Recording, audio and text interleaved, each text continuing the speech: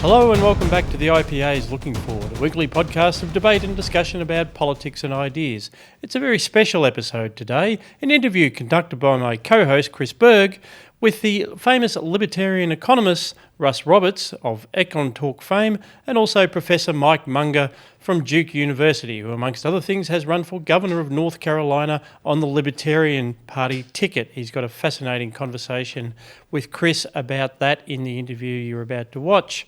The interview was conducted as part of the recent Friedman Conference hosted by the Australian Taxpayers Alliance and the Australian Libertarian Society. So if you missed out on that 24-hour extravaganza, this was one of the best interviews, best encounters to come out of that.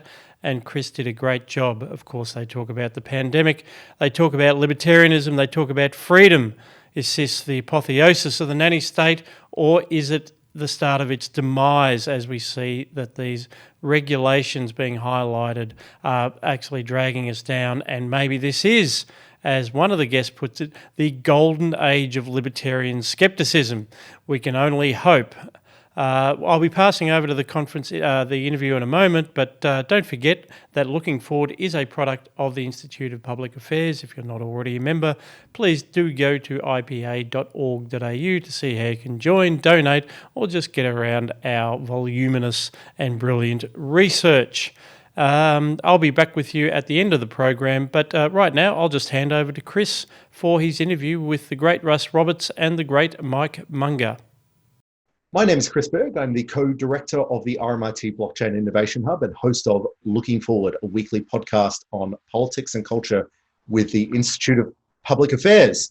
For this session, though, I'm really excited that I'm joined by the great Russ Roberts. Russ Roberts, as many of you will know, is the John and Jean Denault Research Fellow at the Stanford University's Hoover Institution.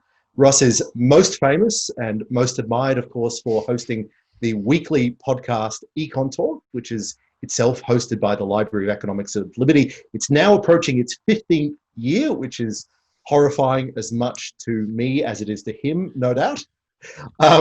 He's the author of a number of books, including his most recent, Gambling with Other People's Money. But unusually and quite cool, Russ writes books in very strange genres for an economist. He's written 3 novels by my count, and he's written my favorite self-help book, How Adam Smith Can Change Your Life. Russ, welcome to the Friedman Conference. Thank you, Chris. Great to be with you. So I thought today what we would do is we'd talk through the 3 big issues of our time, the big issues of 2020 and this decade. So that's pandemics, populism, and technological change. I might start though with pandemics, if that's okay. So, sure. I mean, so I'm doing this from Victoria. We're going back down into lockdown. I don't know what the situation is with you. During this pandemic, we've just seen a massive increase in state activity in Victoria. We've actually seen the state barricade people literally in their homes.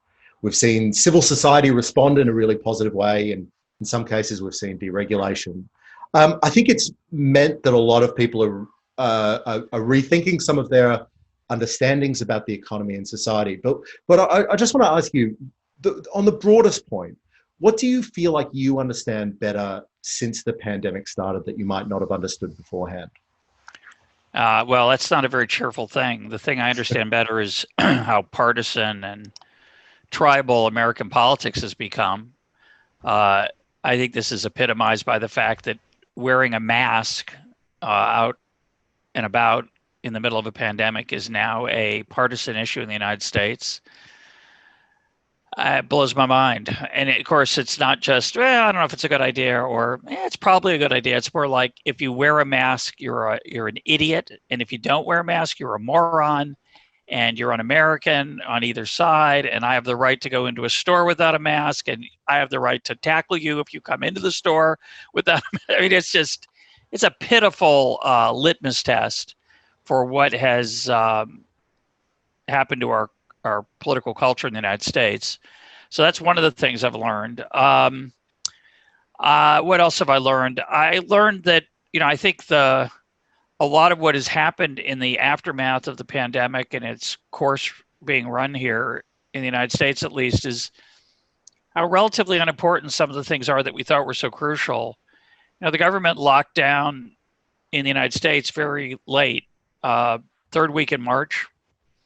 But most of the private sector locked down the second week of March because we, as individuals and as organizations, part of that civil society you alluded to, said, I don't think this is a good idea. So, at the one end extreme, you have China, which if you come out of your apartment during quarantine, you probably are arrested and sent to the gulag. And at the other end, we have Sweden that said, you're grown-ups. Why don't you take the caution that you think is appropriate for your situation? And I think a lot of people have learned the wrong lesson from these. This is the anti-question, the question you didn't ask. What are the things people learned that's wrong? And one of the things I think they learned that's wrong is that they've come to believe that somehow the government needs to take charge of this every time. In China, they did take charge, and they've done a very good job, it appears, although we don't really know because we don't know if the data are correct and true. But in China, they don't have a lot of liberty. So it's kind of a brutal truth that if you live in a totalitarian state, and they're not quite a totalitarian state, but they have elements of totalitarianism, they can do a lot of things that can't be done elsewhere. That's nothing new. But what to me is more interesting is the Swedish case and other countries where people were not mandated to do X, Y, and Z from above. And Sweden's had a relatively high death rate relative to its Scandinavian neighbors, but not particularly high relative to its other Western European neighbors. And we don't know whether that's due to the fact that they have a very different elderly population. They've lost a lot of people tragically in the beginning in nursing homes. We don't know what the long-term impact of this is going to be in terms of immunity and so on. So I one of the things I've learned is how little I know. I went into last part of the rambling answer to your very good question. No, please. I started obsessively reading and following the data on this, thinking I've got to figure this out. And of course, I haven't figured it out. We're having this very interesting second wave of cases here in the United States, a little bit in Australia and other countries having the same issue of a recurrence of the virus, but the death rate's dramatically lower. So the whole thing is extremely complicated. So one of the things I've learned is that a principle that Nassim Taleb talks about, that you want to avoid ruin. I'm 65 years old. I'm in good health otherwise, thank God, but being careful is probably a good idea for me.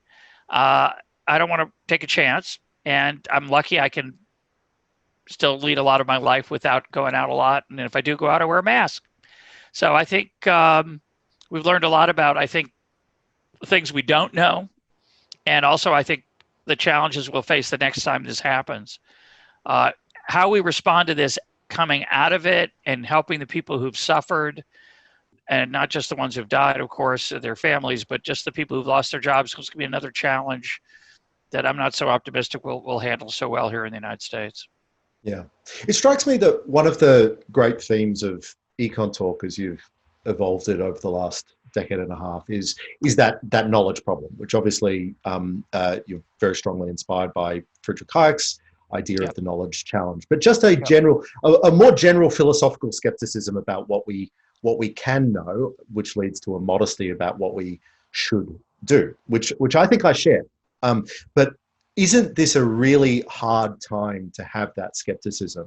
Not with us as private citizens, but let's say that we are a government, or we're the premier or the president or the prime minister of a nation or jurisdiction. You have to make those decisions, right? And even if we decide that the Chinese model of absolute lockdown was superior or inferior to the Swedish model, it's sort of hard to be able to suggest that any particular political community had better information and made the right decision anyway. Yeah. How should we think through that really awful challenge? So a lot of, and I, you have to be realistic. It's easy for us to take cheap shots at leaders who made mistakes. We weren't in the driver's seat. It's a lot of responsibility. Horrible challenge, tough situation. A lot of mistakes are made by very well-intentioned people. But I think if we think about what are the mistakes we made and the things we want to avoid doing the next time, they're interesting for this question of both the knowledge problem and the question of the appropriate role for government in our lives. So one of the things the government did really badly here in the United States is they made it hard to get a test approved by the Food and Drug Administration, the FDA, which is the approving of of those kind of medical issues, medical devices. It's a terrible, terrible mistake. Would be very valuable to know whether you have the illness, whether you have the virus, whether other people have it, whether you could go to work safely or not, whether you can go out or not with your friends. So in the beginning, of course, we didn't have a test, but very quickly, there were all kinds of tests proliferating, and the government didn't make that easy. They made it hard. That is bad. Second thing they did is there was a shortage of what's called PPE, personal protective equipment, gowns, masks, shields, gloves. And to me, it was pretty obvious that you want to let the profit and loss system go into action and get rid of that shortage. But we didn't. We confiscated here in the United States, we confiscated supplies because we were afraid people had paid too much for them. Oh, but that's a horrible thing. We're supposed to be capitalists, but it's weird. We have price gouging laws so that can't make an extra profit. Think about this. Doctors are dying. It's a horrible tragedy. This is not an intellectual debate about whether, prices are good or not. It's a real debate about whether prices are good, where human lives were at stake. And because the government did not allow suppliers to make huge profit, which is what they should have done, giving them an incentive to acquire a lot of machinery to make a lot more masks and toilet paper and paper towels and other things too, tuna, the basics. Because they didn't do that, there were shortages. People said, "Oh, it's the U.S. government's messed this up. If they'd been more organized, if they'd been more efficient, we wouldn't have had these shortages." Well, the more socialist countries that centralized their supply of masks also had shortages, and they also had doctors that died. So it would have been a great idea to try an alternative called unleashing the incentives and creativity of the private sector.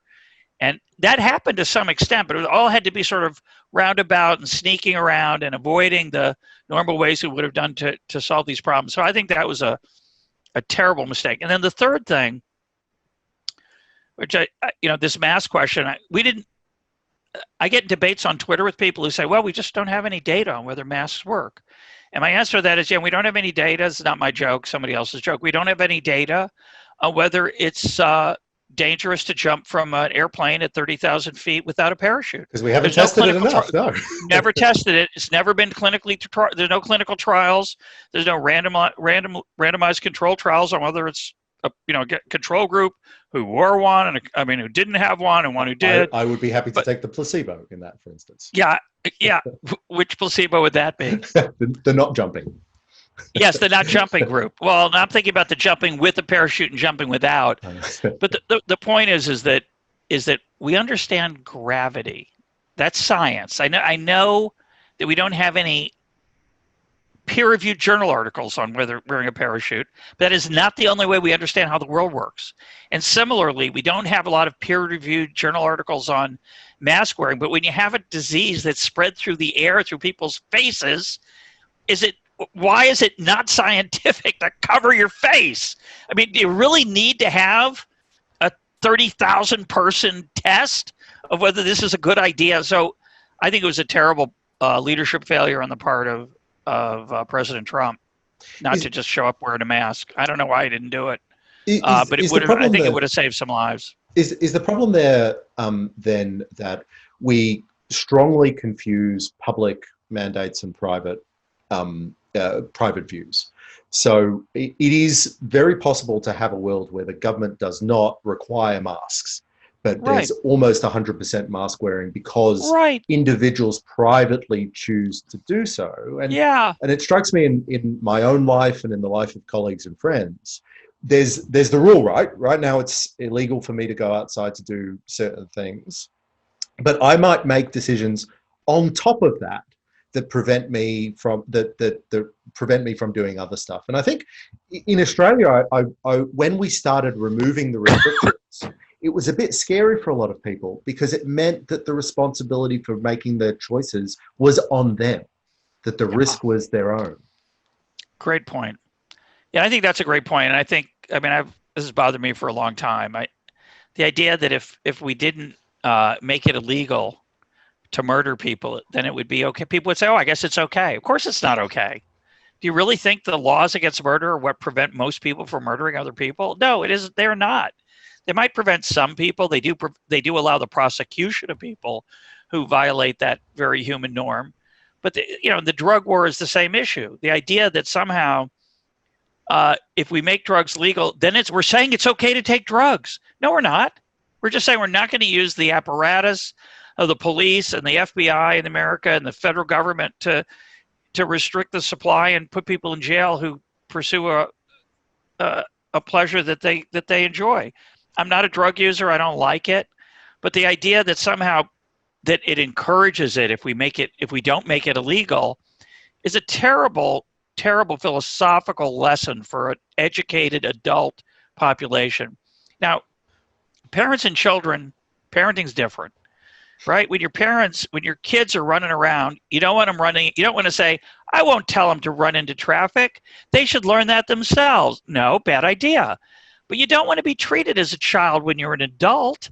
And for the government to act in loco parentis, to treat us as children and to assume that we can't take care of ourselves is the beginning of a very unhealthy relationship between the state and the individual. And we're on that slippery slope a little bit right now. And it goes a bit further, just to amplify it. Murder, we sort of know the consequences of murder. We know to some degree the consequences of drug use. Yeah. We don't know about the consequences of mask wearing. I'm with you. I think it's a sensible and a rational choice, particularly if you're in a higher risk group. But there's so much about this environment that has only occurred in the last 4 months that we don't have the evidence for. I mean, I know that I'm going to spend the rest of my life analyzing, thinking about the lessons of the pandemic. This is our life now. This is the rest of our life. In an environment where there's such an enormous knowledge problem, the question isn't should the government do this. It's should the private sector be allowed to make that assessment themselves. Yeah, I'll tell you an interesting story. I was out hiking on Sunday in a park near my house, and there are parts where the trail was fairly narrow, and about, I don't know, a quarter or a third of people were wearing masks. Now we're outside, right? And at one point I was getting annoyed. I'm 65. I'm a little bit more at risk than the average person hiking. I'm not the oldest person on the trail, but I'm above the median. And I'm getting a little bit frustrated that so many people are not wearing masks. And my wife said, well, then you shouldn't go hiking, because that is the alternative way to avoid, if you are at risk, to avoid exposure. And she's right. The right thing to do is either don't go hiking, wear 2 masks, or when you see someone coming who's not wearing a mask, step aside more than you would if we were both wearing a mask. The idea that somehow they are obligated to wear a mask, now that could become a cultural norm, but I don't want it to be a government norm. I don't want the government to enforce mask wearing. I'd like it to emerge. And the fact that it is considered somehow un-American or a violation of my rights if I'm morally encouraged to wear a mask is a bizarre idea. It's anyway, it's difficult time. But as you point out, these are issues that we're going to be grappling with, I think, unfortunately, for a while, not just at this pandemic, but when the next one comes along, assuming there is a next one, and most people think there will be a next one. Yeah. Look, I'd like to stick a bit on this, and so we've both taken a bit of the liberty-focused approach, but you're a career economist. I'm an economist myself as well. In Australia, at least, there's been this argument by a lot in the economics community that there isn't really a clear role for economists in informing these policy decisions, and governments have supported that framework as well. So, for instance, when the lockdown was announced in Victoria this week, the Premier announced that I have been advised by the Public Health Office to lock down, so I am locking down.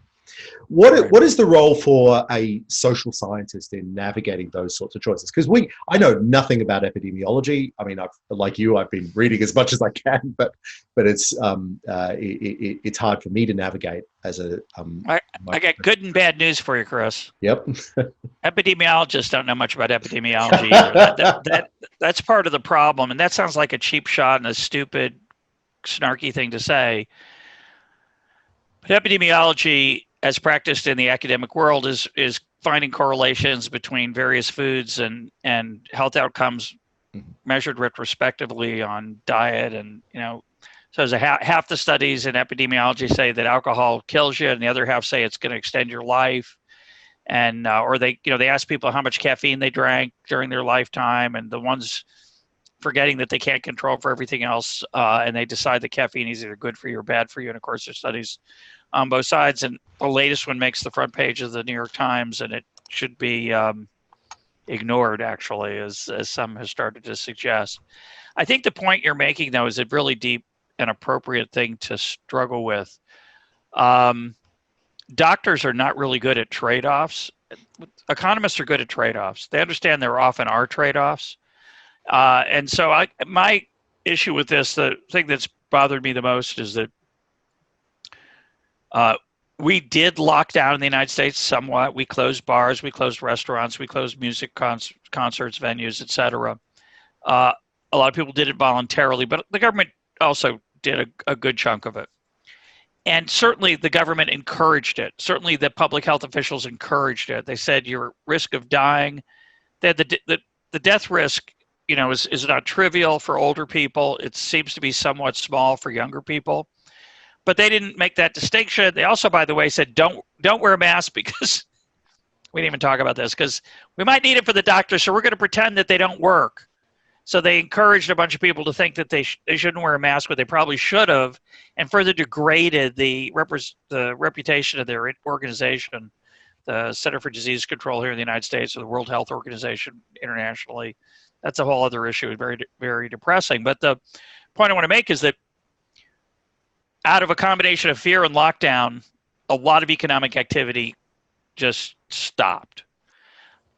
People in the entertainment industry, people in the food industry, people in the travel industry, all those people lost their jobs, or at least were put on hold. The government did some things to try to soften the blow, but a lot of people lost their restaurants, their coffee shops, the things that were part of their dreams. Who's that? So, Russ, sorry to interrupt, but do you want to finish that thought, and I'll introduce our next guest? Yes, sure. So this lockdown came along, or this government combination with private choices, and everybody in the health industry, in the public health sector, and all the epidemiologists said, this is not a choice. It's a matter of life and death. We have to not go out. And I thought, well, life and death's not the only thing.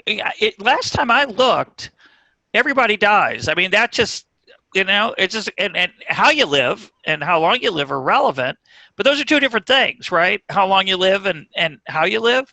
So you're telling me that I should live my life to maximize how long I live? That's what you're telling me. And that's a doctor's perspective. Reminds me of a friend of mine. He's riding a motorcycle, gets in an accident, breaks his legs in the emergency room, and the doctor's fixing it. He's an economist, by the way. And the doctor puts his leg in a cast and says, well, I hope you learned your lesson. And he says, well, what lesson is that? He goes, hope you'll never get on that motorcycle again. He says, as soon as I get this cast off, I'm getting on that motorcycle again. And to the doctor, that's like lunacy. To an economist, it's like, well, of course, there's trade-offs. You take risks if you think it's worth it. So the idea that somehow we could plunge tens of millions of people into economic despair, take away their dignity, take away their pride, but it doesn't matter as long as we're saving lives. That's a weird calculus. That's not the only thing that matters. And I don't know whether it was the right decision or not. As I said, a lot of it I think was voluntary anyway, and would have happened through personal choice. But this idea that there's no trade-off there, that there's no cost, you know what people argued? They argued, well, I guess you're right, because sometimes when the economy turns down, there are a lot of suicides. Well, that's not the only thing that matters. If your kid doesn't go to school for a year and a half, you're poor, and you can't hold your head up, and you have no dignity, and your kid falls behind and is going to struggle already in a bad school, that's not irrelevant. You got to take that into account in some way. And so I think the role for economists in this crisis has been greatly undervalued, although some economists don't understand trade-offs either. But I think the idea that somehow, because this is a health issue, only health people should make the decisions is nuts and really bad public policy. I'm going to close, and I'll let Mike Munger join us I'm going to close with another quote from Nassim Nicholas Taleb. He says, when you go to the casino and you're trying to figure out how to gamble, you don't ask the carpenter who built the roulette wheel how to play roulette. You might argue, well, but he built it. He'd know more about than anybody. No, actually, he doesn't. And so the question of whether epidemiologists and health officials understand trade-offs, risk, probability, uncertainty, fat-tailed events, maybe not so much. So you probably want to get a wide range of voices in on these kind of decisions, and I think we failed to do that in a lot of cases. No, that's a very good point. Thank you, Russ. Mike Munger, thank you so much for joining us. We're doing some live producing as it is. I'm really excited to welcome you to the Friedman Conference, Mike. For the benefit of the audience, Mike Munger is the professor of political science, economics, and public policy at Duke University. Mike is a very powerful communicator on economic ideas and how they relate to liberty. Russ, I think he's the most frequently interviewed guest on Econtalk, or top. By a little bit. We've had 750 episodes, and I think he's been on. Was it 37 times, Mike? That's like saying that Ed McMahon was the most frequent guest on the Tonight Show. Yeah. Well, the second most frequent. You're correct, sir. The second most frequent guest, I think, is at 15 or 13 appearances. Mike is. I told Mike yesterday we actually taped an episode. Mike will retire, as will I, with Mike being the all-time Econtalk guest. His record is unreachable. Just astounding. So Mike, it was a Libertarian candidate for governor of North Carolina in 2008. He's the author of a number of books. His most recent one is Tomorrow 3.0, about how digital technology is reshaping the economy. But he has told me now that he's got a forthcoming book, which is really exciting, called Platforms, Perils and Promise, to be published with the UK think tank, the Institute of Economic Affairs, which explores the economic and political implications of platform businesses like Uber, Facebook, Amazon, and so forth. So Mike, thank you so much for joining us, and I'm really looking forward to this conversation. I'm glad to be here. Thanks for doing it. No worries. So Russ and I have been talking about the pandemic, and particularly talking about the trade-offs, the costs and consequences of it. And we will move on to the other two topics that I want to talk about, populism and technological change. But just very briefly, how do you think about the way that policymakers have treated this as a cost-benefit challenge? So they've made some really substantial choices around locking us down, severely restricting our liberties, with some really obvious benefits, or at least benefits as they said on the box, which is saving lives. I don't know whether you can answer the question of, was the cost-benefit analysis worth it, or was the cost greater or worse than lower than the benefits? But how would you start thinking about that question? Was it worth it? In a way, it's unfair we have a little more information now than they had at the outset. And it appears that we made not one, but two mistakes. We were pretty open for quite a while, when even a small attempt to mitigate might have made a difference. And then once it became clear that there was actually a problem, we overreacted and locked everything down completely. So I would say, and this is with the benefit of hindsight, but I would say with the benefit of hindsight, there were two strategies available. One of them was suppression and the other was mitigation. And suppression is difficult in a large country like the United States. South Korea managed to do it. They're small and populous. And what they did was they found South Korea and the United States both had their first case on January 20th. The reaction of South Korea was immediately to enlist private sector labs, whom they licensed on day one to perform tests. And then they started doing contact tracing. And they were able to suppress to the point where there are very few cases in South Korea total. So if you were going to suppress, you had to do it from day one. An alternative that might have worked was something closer to Sweden, which was to mitigate. And that is, be sensible. And I don't mean to be racist, but telling Swedish people to stay far apart, you don't have to do that. That's just what Swedish people do. They are naturally socially distanced. That's yeah. They're Well, a lot of people from the Midwest have that same sort of cultural feeling that don't be hugging me. I don't know you well enough. And so we're going to stay apart. And so for a number of reasons, Sweden tried mitigation from the outset. And you could say, some people have said Sweden as a result had more cases than they needed, but Sweden's economy was never shut down. So what the United States did was, first, we failed to mitigate.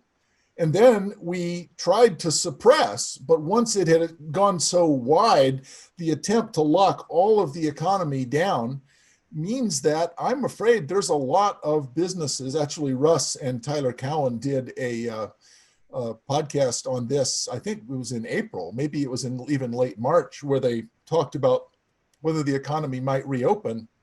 Russ was uncharacteristically optimistic, and Tyler was sort of characteristically pessimistic, that it's difficult to restart things very quickly because you don't have, once a company has closed, then all the connections, all of the transactions costs that are what Ronald Coase said the reasons why a firm are there to begin with, it's hard to put them back together. It's hard to put that egg back once the omelet has been made. So the employment reports in the United States are maybe even a little better than they might have been, because some of that matching problem was solved by people rehiring some of their workers. But it seems to me that the United States has pretty much threaded the needle in exactly the wrong way. First, we failed to mitigate at all. And so no masks, no social distancing. And then by the time it became clear there was a problem, we tried no testing. No, that was an interesting thing. Planet Money, that from that really conservative news source, National Public Radio, does a side-by-side comparison where they say South Korea used the private sector. The United States, by insisting on using the CDC, which completely botched the testing from the outset, meant that the United States had no chance of contact tracing. We had no way of doing testing. And then by the time we tried to suppress, it was catastrophic. So the US, by refusing to choose a strategy and using two different inept strategies, has made this far worse than it had to be. And it looks like now in some states, we're actually going to repeat what happened in New York. Texas is at least on the path, or they're on the early stages of the path. But the city of Houston may very well replicate some of the experience of New York. So it's a pretty bad deal. So Mike, Russ asked an interesting question, I think, while we were preparing for this interview. Is there a libertarian take on the pandemic? Are there libertarians in the pandemic? I think one of the things that has struck me is, I like to think I'm pretty doctrinaire libertarian, but I've been actually quite pro state action in the space of testing, even in the space of economic intervention to keep the economy afloat if we're going Chris, to pursue this. It's like I don't even know you, Chris. but let's talk about that. So I think the government has made a decision, right, to shut down the economy. Now it made that decision. Part of it is there are some private sector incentives there as well, but for the most part, it did that decision. Now, does it have a responsibility, in your view, to act in a sort of non-libertarian way to keep that economy afloat until it decides to remove the restrictions again? Or how do you think through that problem? Some people have, for the first month, I heard people say there are no libertarians in a pandemic. And then within a week after that, it switched and went the other way. There are only libertarians in a pandemic. And the reason is that I need stuff, but I'm told that there's some regulation that keeps me from buying it. Well, we should just suspend that. Well, no, actually, we should never have that stupid regulation in the first place. And so you end up asking about a lot of the kinds of restrictions. So bars, that they can't sell takeout drinks. And so the Raleigh City Council said, well, that was dumb. We're gonna suspend that rule. Well, why weren't you allowed to do that in the first place? People are having trouble working as contractors. They have to be full-time employees. They can't come back part-time. They can't work from home. So there's an amazing set of Jesuitical restrictions, little tiny lists of doctrine, which for some reason were really important that we have. which in the face of the pandemic, you look at and say, it's actually hard to explain why we ever thought that was a good idea.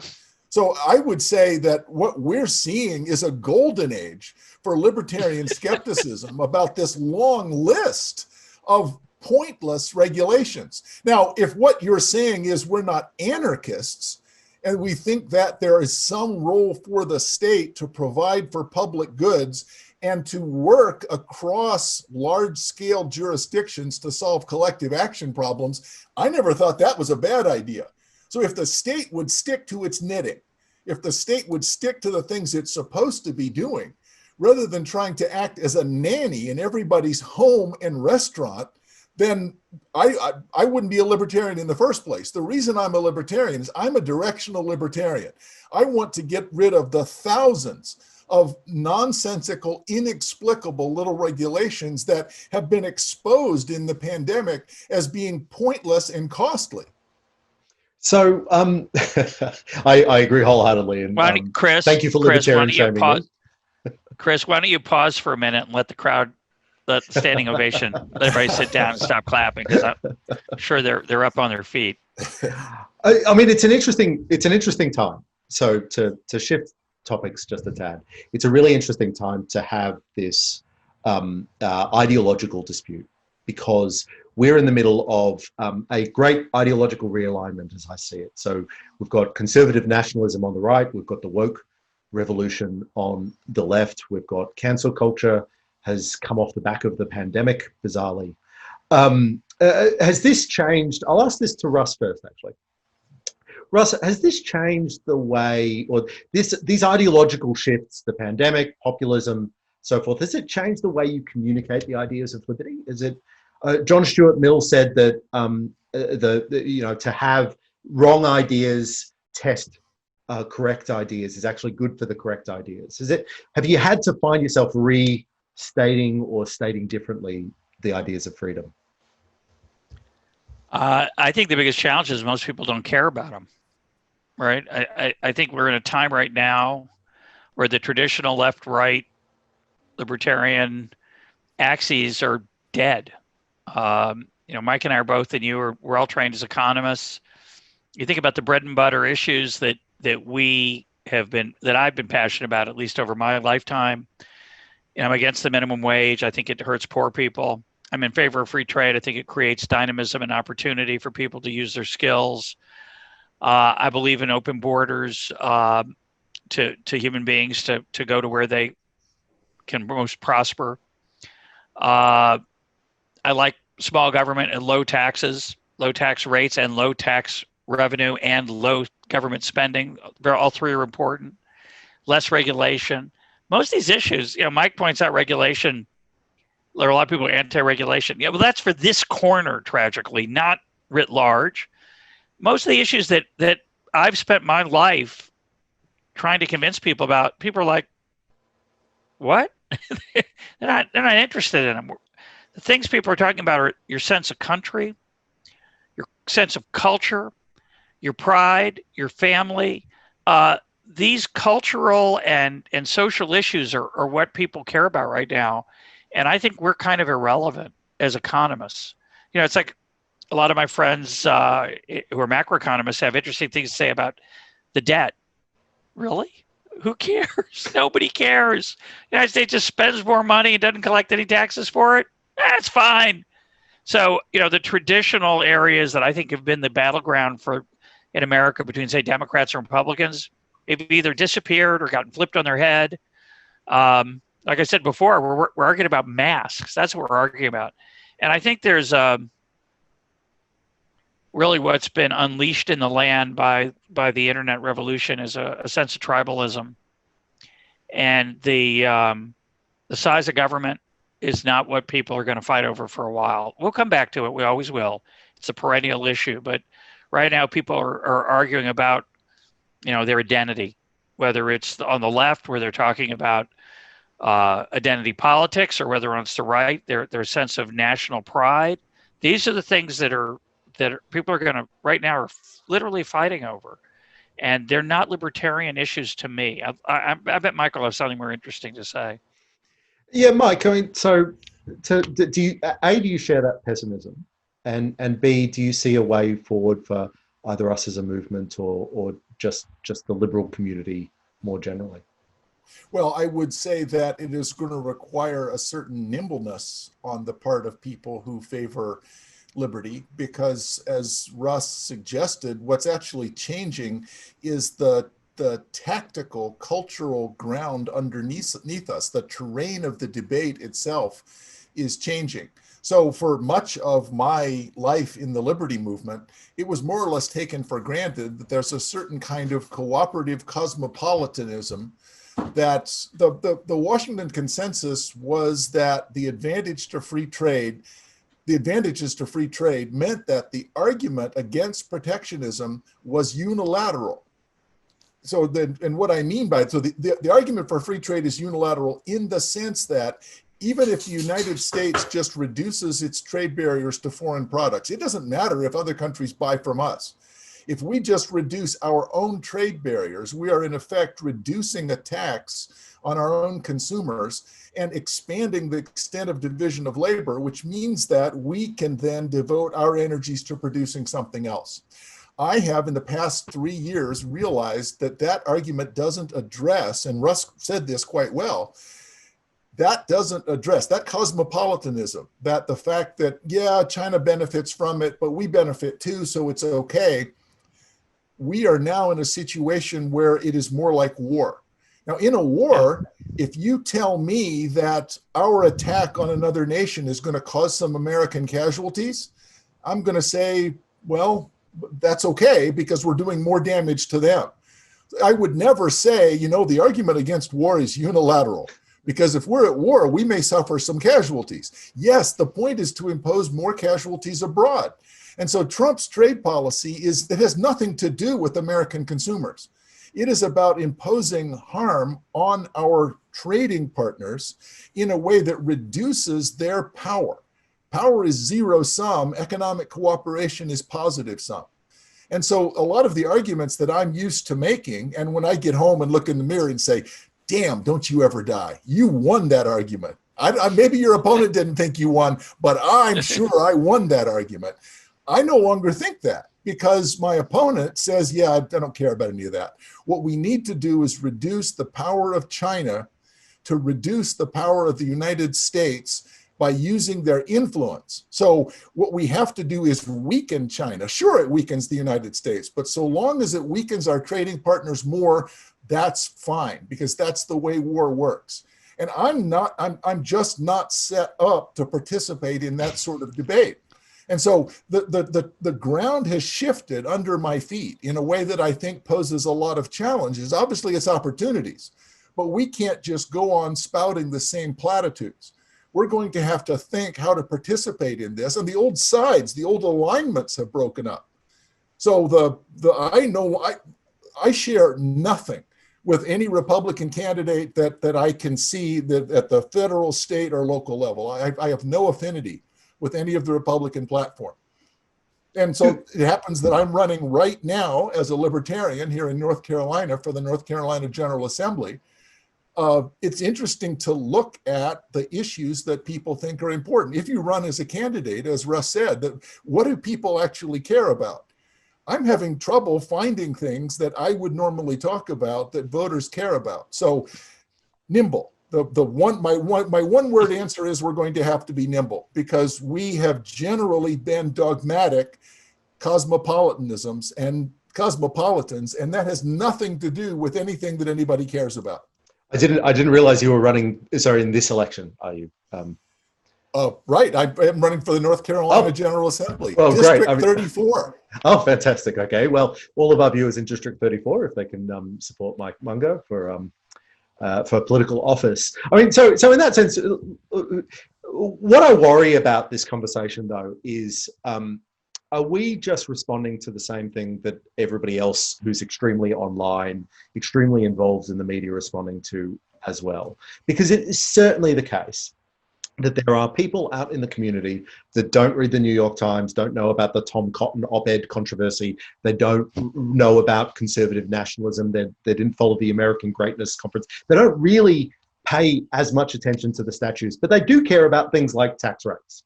They do care about business formation and the capacity to start a new firm or get a job or those sorts of things that we have a bread and butter story to tell. And I wonder whether your experience as a political candidate could, whether you've seen that or not. The bread and butter story that we tend to tell is one that I found very difficult over and over again. In 2008, I was running for governor, and I would talk to some potential voters. Well, they were voters. They were potential voters for me, but they were voters already. I was probably not going to get them. And I would tell them that here are the principles, here's the bread and butter, here's the way that growth happens, and here's the way that state economies prosper. And they go, that makes sense. But tell you what, if you're elected governor, what would you do for me? And I'm thinking, I would say, I just explained to you for 5 minutes why the people who say they're going to do something for you actually are not benefiting the economy. And all right, but what are you going to do for me? I'm a farmer. How are you going to help me? And so I think your point about the people who don't read the Washington Post and who aren't interested in foreign policy, that makes it even harder for us because that was always more difficult. Libertarians, I was the keynote speaker at the Libertarian National Convention for the United States in 2008 in Denver, Colorado. And in the keynote speech, I said, what are we for? What positive, optimistic vision of the future is it that libertarians can say, this is why you should entrust us with political leadership? Because we're just against everything. Over and over again, if I hear a sort of libertarian debate, they're just against everything. But I think our side can do a better job of giving a positive, optimistic vision about the future of the economy and the community and of the society. This is why you should want a libertarian world, or at least a more libertarian world. And we've done a bad job explaining that. We have a deserved reputation for just being against things. And being against a list of things is not going to get voters to go vote for you. Russ, I know you've got a hard out in just a few minutes, but what I do want to pose that question to you. What is it that the libertarian movement, or the liberty movement in general, stands for, and what can it tell the wider population from here? I think it stands for two things that we ought to emphasize, even if we're in a time right now where it's not necessarily going to be the front of mind, front and center thing that people want to talk about. I think we stand for adulthood. We're the idea that people should take responsibility for their own lives. They should be able to raise their children the way that they think is best because they know their children better than a stranger, and they know themselves better than a stranger knows them. And they should get out of the way and let us choose or make our own choices in ways that we see are appropriate for us. That's the first thing. So we stand for being an adult, treating adults like adults. Nobody wants to be treated like a child. We all have an urge to treat other people like children. But we don't want to be treated like children ourselves. So I think that's a really important principle we ought to keep reminding people of. The second thing I would say we stand for is human flourishing. We don't just care about the economy. We don't just care about how much money is in your Social Security pension fund or your private pension fund or whatever thing you want to use to keep track of your economic success. We care about human flourishing. It's not just about the economy. It's about leading meaningful lives. And everyone should have the choice to pursue that as they see fit. They shouldn't be told that they have to do a certain set of things to make a lot of money. They shouldn't be told they have to go to college. You shouldn't be paying to have other people go to college on their nickel. All those things should be our private choices. Certainly there should be voluntary ways to help people who struggle to help themselves. I like to say that there's three ways we cooperate. We cooperate through the political process. I don't think that's for real cooperation, but you could call it that. We cooperate through the private sector, through the voluntary association of creating firms, hiring people, working for others, investing. But the third way we cooperate is through the nonprofit voluntary sector.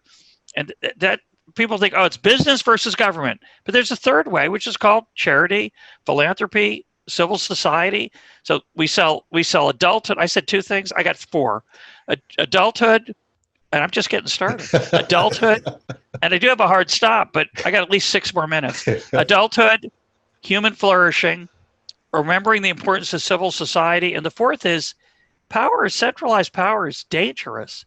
And I learned this as much from Mike as anyone else. I'm going to say this piece and then hand it off to him.